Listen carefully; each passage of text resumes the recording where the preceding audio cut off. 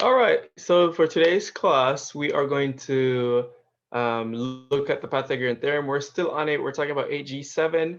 There's some of 8G9 and 8G8 in this as well.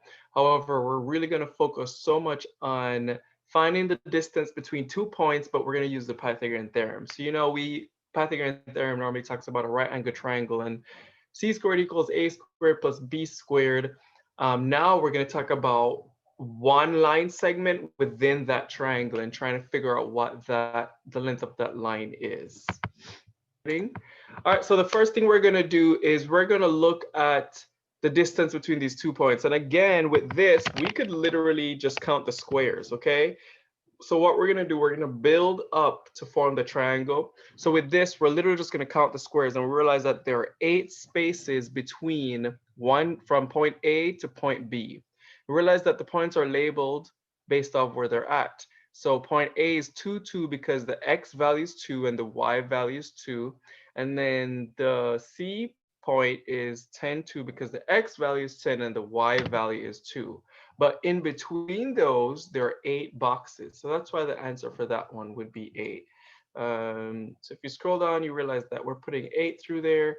Let's move over to the other slide. Ready?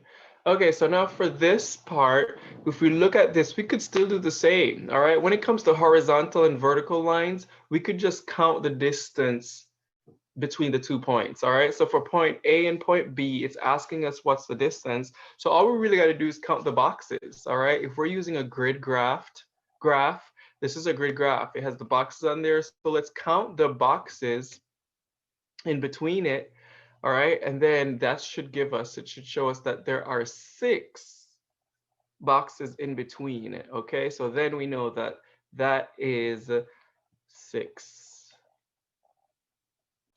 So now let's put the lines together. And now we're dealing with a diagonal line, all right? So then we know that that's 6. From A to B is 6.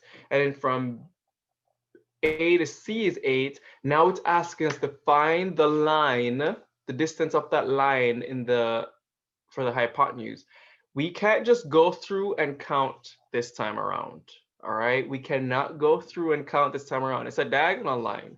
All right, we have to use the Pythagorean theorem, which we know is c squared equals a squared plus b squared. So since we already counted the 2 legs, and we know that one is 6 and one is 8, we could use that information to find out what the distance between point B and point C is. In order to do that, we need to use the Pythagorean theorem, all right?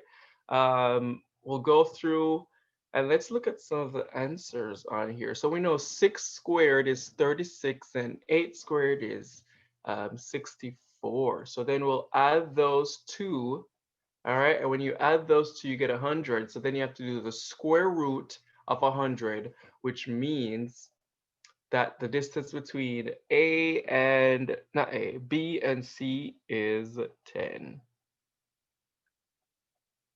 Okay, so that's how you could find the distance between 2 points. So I use my graph, all right, and I make my triangle. So what if I had only given you C and B? If I'd only given you C and B, like that line, then you would just go through and make your connection and make it into a triangle and then figure out the other 2 lengths so that you could use the Pythagorean theorem to solve them. So let's go over to this slide right here. Again, it's just a reminder that I'll just read it out. Draw a triangle that would help you to find the distance between B and C. So first, you really got to draw a triangle out. And then once you do that, you go through and you find the distance between the 2 legs, and then you use the Pythagorean theorem to go through, all right? It's very simple. It's actually not that bad. You go through, you find the distance between each of the lines. And obviously for the hypotenuse or that diagonal line, you'll need to find the Pythagorean theorem, okay? That's just a quick review of how you could use the Pythagorean theorem to go through and figure out how to solve the distance between 2 points on a grid graph.